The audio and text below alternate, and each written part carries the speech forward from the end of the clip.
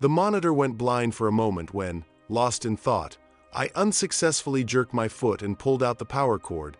It was past 11, and I still couldn't overcome a stubborn error in the code for an important client from Europe. My fingers were already automatically fluttering over the keyboard. Lines of code were running across the screen, but my thoughts were as viscous as jelly. There was a thick silence in the house, broken only by the steady ticking of the clock and my muttering. Sophia, my daughter, was upstairs gnawing on the granite of science, preparing for her math exams. The narrow strip of light under her door made it impossible to doubt it. Lenya, the youngest, was sleeping rough after a grueling soccer practice. His cleats were still left in the hallway, abandoned in a hurry. My wife, Nina, was on a business trip to the capital, at some important conference at least. That was the official version. Over the past 16 years, our marriage has turned into a perfectly fine-tuned mechanism. Shared plans in an online calendar, routine kisses before leaving for work, short messages asking, "What's for dinner?" But in recent months, this mechanism has begun to emit an alarming screech. I began to get annoyed by the sheer trifles. Her habit of leaving her smartphone screen down, an incompletely wrapped tube of cream, crumbs on the kitchen table, a cloud service notification silently popped up in the corner of the screen. A new file has been uploaded.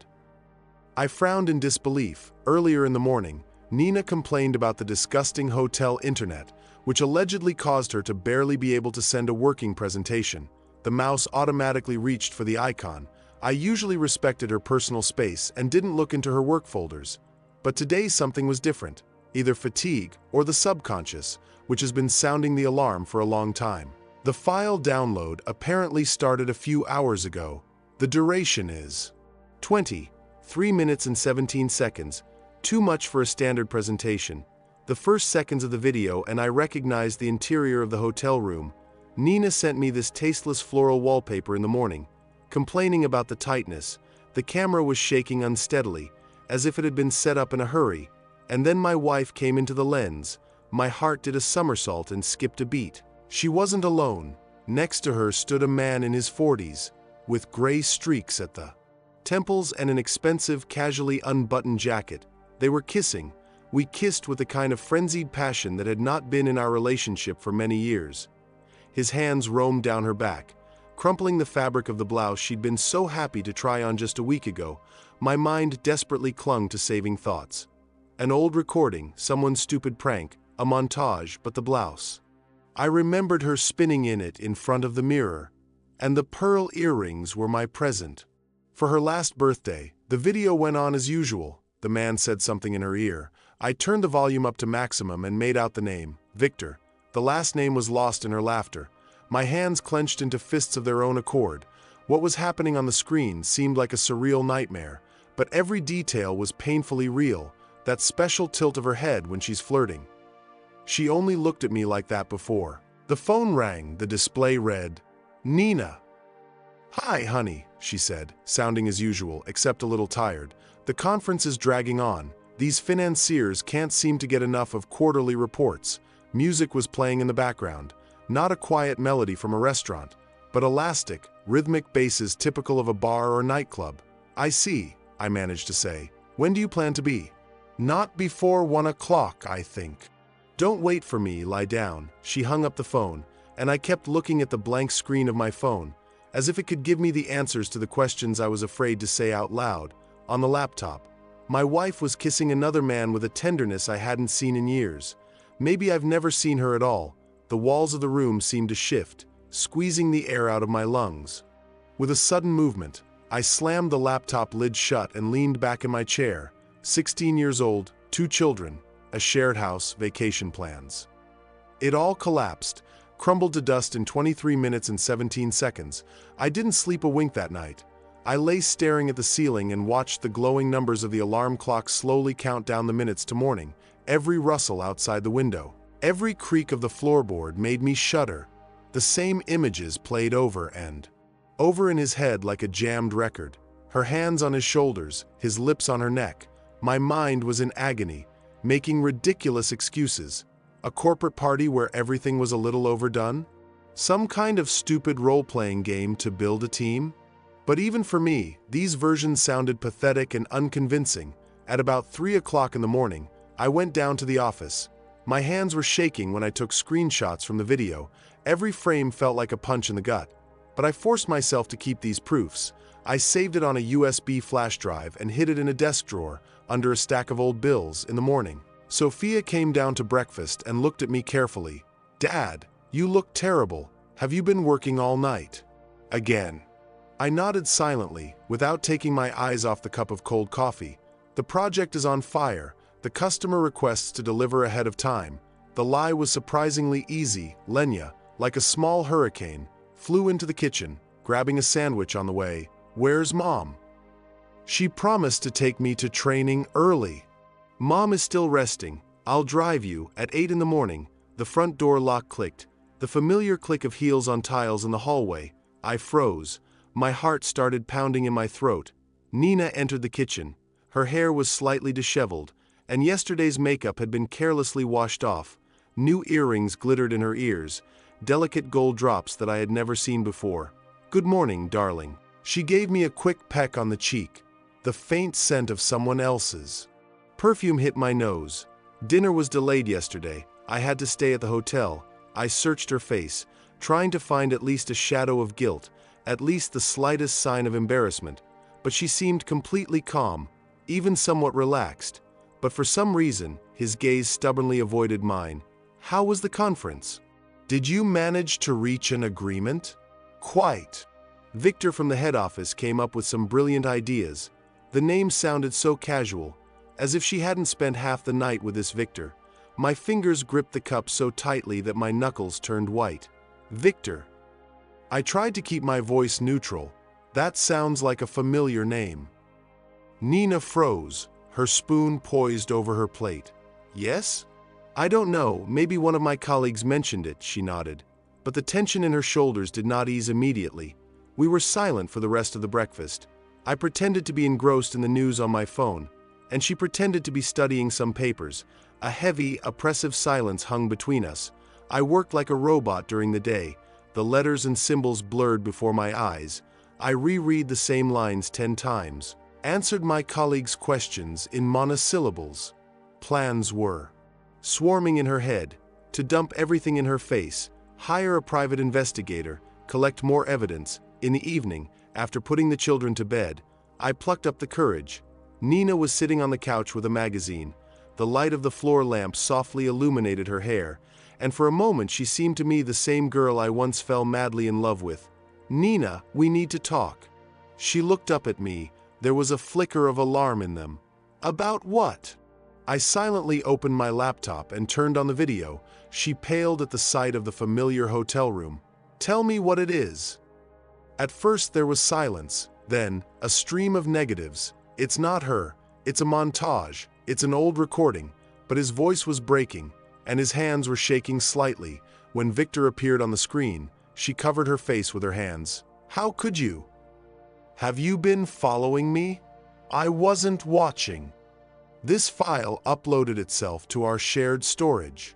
The next hour turned into hell. We screamed, wept, and hurled accusations. She called me paranoid, and I demanded the truth. Finally, she broke down.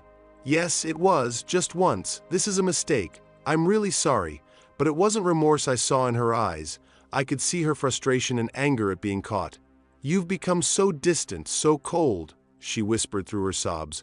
"We don't live as husband and wife, but as roommates." I was so lonely. Perhaps there was some truth in her words. But is loneliness treated with betrayal? Cheating doesn't solve problems. It only creates new, much more terrible ones. We slept in separate rooms that night. I was lying on the couch in the living room, staring at our wedding photo on the mantelpiece. So young, happy, and full of hope. At what point did everything go wrong? At work, I started making stupid mistakes that I had never made before. Clients complained about deadlines.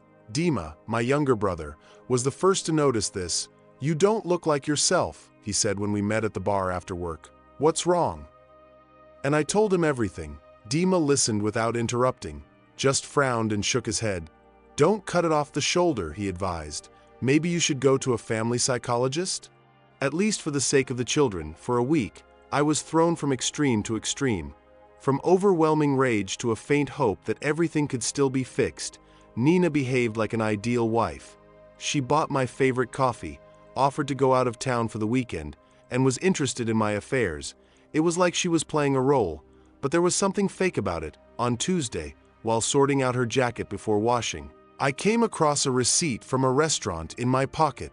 The date is last week, the day she allegedly stayed up late at the office. 2 hot dishes, a bottle of expensive wine. The amount is clearly for 2. My heart sank in the evening. I silently put this piece of paper in front of her. Explain. This time, she gave up almost immediately. Tears, confessions, vows. For months, she wanted to stop everything. But she couldn't. Victor promised to leave his wife. She was confused. Give me one more chance, she begged. I'm breaking up with him. We're going to see a psychologist. I'm ready for anything. I set strict conditions. Full transparency. Phones, passwords, correspondence, family therapy twice a week, and she immediately looks for a new job so that she doesn't have to cross paths with Victor anymore. Nina agreed to everything. For 2 days, she was a model repentant wife. She left her phone on the table, kissed me in the morning, and complimented me. But on the evening of the second day, I happened to see her quickly deleting a message with nervous movements while I was in the bathroom. The cold froze everything inside.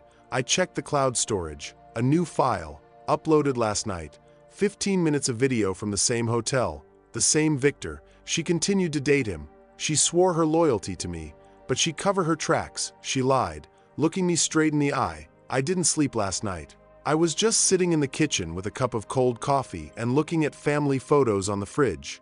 Here we are on vacation. 2 years ago, Lenya has just knocked out his front tooth and is smiling comically. Sophia laughs at him. We all seem so happy. At what point did I stop being the best man for her? But even if I was a bad husband, that didn't excuse her actions. We could talk, demand changes, and eventually leave. But do not lie day after day. Do not pretend to be a victim, hiding behind children as a human shield. Nina came down to breakfast in the morning with her usual smile. Good morning, dear. How did you sleep? Fine. I lied. She started making breakfast, humming to herself, happy, peaceful, and I sat across from him and realized with icy calmness that the woman I had loved for 16 years was dead. All that's left is a skilled actress playing her role. At breakfast, Lenya talked enthusiastically about the upcoming match. Sophia complained about the teacher, an ordinary morning. None of them suspected that their world was about to split into pieces. Nina laughed at the kids' jokes, poured me coffee, and made dinner plans. An ideal mother, a caring wife, a skilled liar. When the kids left, I realized that my marriage was a one-man show, and I'm the only viewer who knows that the whole performance is fake. It's time to lower the curtain. For 2 weeks, I methodically studied the recommendations of private detectives online.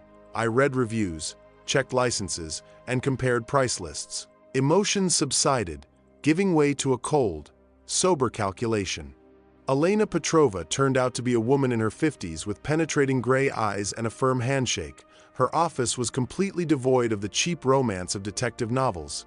Tell me what brings you here, she said, opening her notebook. I laid it all out in front of her. Screenshots, videos. She looked at them without a trace of emotion, making short notes. I see, but let's outline the boundaries right away. No hacking. No illegal wiretapping. Only surveillance. Checking of open databases. Analysis of social networks. This will be more than enough for the divorce process. For the next month, Elena worked clearly and professionally. Once a week, I received a sealed envelope with a report, photos, addresses, and exact meeting times. 3 different hotels, 2 restaurants, 1 apartment on the outskirts of the city. Victor Orloff, 43 years old, married, 2 teenage children. Regional director at the same company where Nina worked. In the 3rd week, Elena brought a surprise. Your spouse is not limited to one man, she said, putting a new stack of photographs on the table. Business trip to another city last week, another man, another hotel. My stomach twisted into a tight knot. I was looking at the picture of Nina hugging a complete stranger at the entrance to the restaurant. She laughed with her head thrown back. The same posture, the same gestures as with Victor. Who's that? I managed to say, a client of their company, in the process of divorce. He lives alone. We met at a business dinner a couple of months ago, so it didn't last 4 months with just one. It lasted much longer, and with more than one. What do you recommend? You have ironclad evidence in your hands for the trial, multiple adulteries, documented encounters. Any judge will take this into account when dividing property and determining custody of children. At home, I continued to play the role of an unsuspecting husband. I had dinner with my family, helped the children with their homework, and kissed my wife before going to bed. She, in turn, continued to play the role of a caring mother and a repentant spouse. Maybe we can go to the lake for the weekend. She suggested it once at dinner. We haven't been out together for a long time. Lenya jumped up in his chair with delight. Sophia looked up from her phone and nodded. That's a great idea. I agreed, feeling my insides burn with rage. How can she plan a family vacation knowing that she has an appointment with her lover the next day? How can she look into the eyes of her own children and lie about imaginary failures at work? That night, I looked at Nina sleeping for a long time. She seemed so peaceful, almost innocent. Who was this woman? The mother of my children? A fallen woman? Both at the same time, in the morning, I received a message from Elena. The last photo, Nina and Victor leave the hotel, holding hands. The time in the picture is yesterday evening, when she allegedly stayed too late at work. I put down my phone and looked at my wife, who was preparing breakfast for the children as if nothing had happened. Mom, why did you come back so late last night? Sophia asked. The project was on fire. Honey, I had to stay late with my colleagues. The lie came out of her mouth so easily and naturally that it sent a chill down my spine. The game time is over. The lawyer, Andrei Volkov, received me in his office on Thursday, a respectable man in years. The walls are covered with diplomas. In our country, the divorce process can take up to a year, he explained. Looking through Elena's reports, with such evidence, the court will most likely side with you in matters of custody and division of property. Children are already at the age when their opinion will be taken into account, but you will most likely receive primary custody. He spoke of my wife as business, coldly and distantly. Probably, it was necessary. What do you recommend? Collect all financial documents and think about the last attempt to be honest. Why? The court appreciates when the parties tried to resolve the conflict peacefully. Besides, if she confesses everything voluntarily, the process will go faster. I spent the weekend thinking hard. Should I give her one last chance at honesty, or should I apply right away? On Sunday evening, I made a decision. The children were already asleep. Nina settled down on the couch with a glass of wine. Nina, we need to have a very serious conversation. She looked up at me warily. About what? I took out the folder with the reports and put it on the table. The photographs fanned out across the polished surface, about Victor Orloff, about a business trip and a man named Steve. The color drained from her face. You were following me. I hired a detective after you lied to me the second time. She was looking at pictures of herself with different men. It's not what you think. Then explain. You have one chance to tell the truth last. For the next hour, she squirmed like she was in a frying pan. She denied it, downplayed it, and then went on the offensive, accusing me of being cold and inconsiderate. You've been working 60 hours a week. Stop it, she screamed. I felt lonely. And that justifies cheating with 3 different men. I didn't mean to. It happened. It happened 3 times, for 6 months. She covered her face with her hands. My shoulders were shaking with sobs. With Victor. Everything is serious with him. I think I love him. He promised to get a divorce. The knife that was stuck in my heart turned around. She talked about loving someone else, sitting in our shared living room under our wedding photos. And the others? That was before Victor. I was looking for. I don't know what I was looking for. You were looking for entertainment at my expense, at the expense of our children. The children were not hurt. You missed Lenny's birthday to meet your lover. She stopped talking. This fact was in the report. I'll fix it, she whispered. I'm breaking up with Victor. We can start over. You already made that promise to me. And that evening I went to see him. I was looking at the woman who had once been everything to me. She seemed like a stranger to me now. It's too late, Nina. Some things can't be fixed. She understood from my voice. The game is over. Our conversation dragged on well into the night. We screamed and cried, blaming each other. Nina confessed more than I could have imagined. Not 3 men, but 5 in the last 2 years. Some are casual affairs. Others are longer-term affairs. I've been thinking about getting a divorce, she confessed.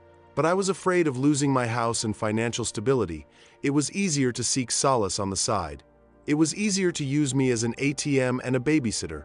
The most painful thing was to find out the truth about Lenya's birthday. My son was crying then, not understanding why my mother did not come to his party, and she was at the hotel with another lover. Lenya still remembers that day, I said quietly, but I also heard the bitter truth about myself.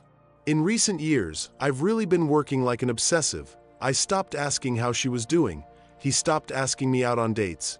I felt invisible in my own house, she sobbed. Maybe it was my fault that our marriage died too, but that didn't justify her choice. You chose the worst way, I said. By morning, we were both exhausted. There was a gap between us. What now?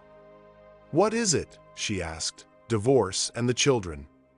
We'll tell them the truth, not all of it, but the main thing. Can I stay here until I find an apartment?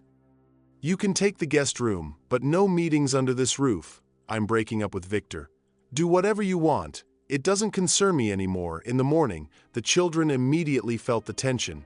Dad, Mom, what's wrong? Sophia asked.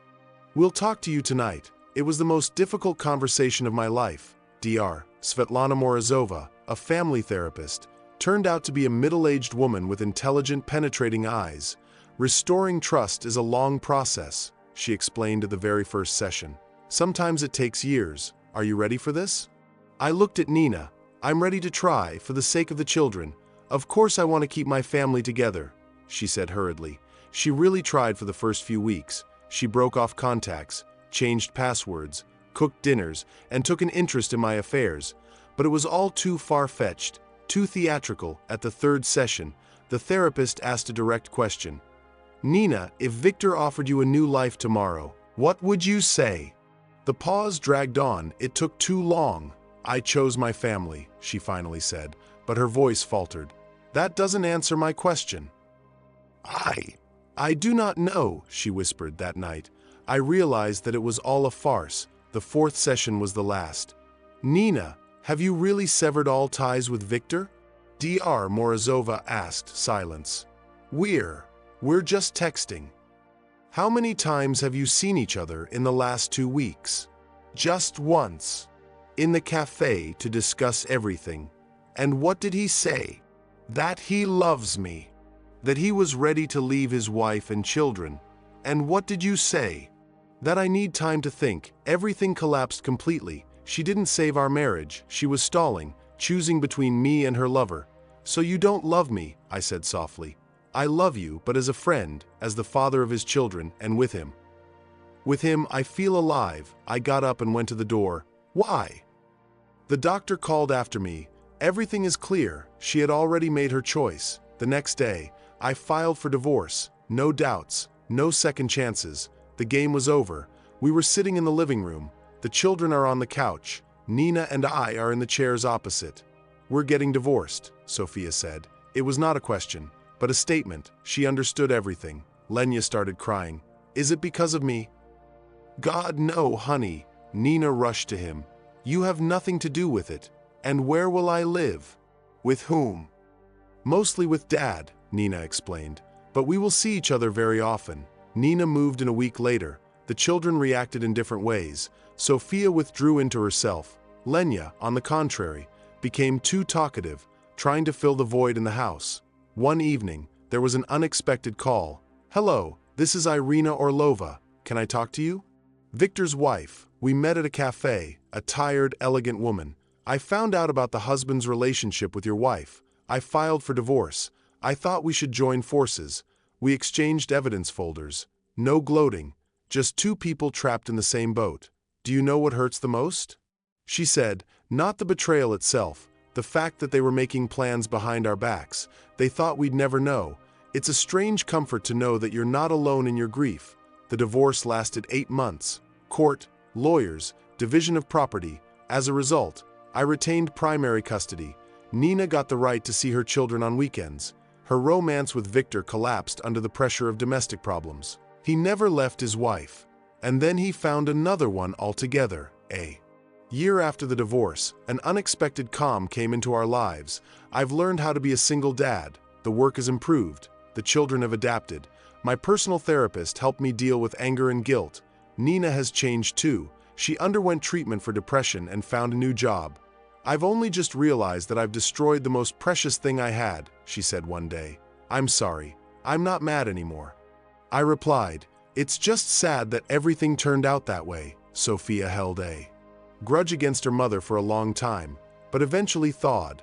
Lenya forgave her faster. Nina and I sat in different rows at our daughter's graduation, but we behaved in a civilized manner. For her sake, in the same year, I began cautiously dating Anna, a colleague from work. The children accepted her calmly. She wasn't trying to replace their mother.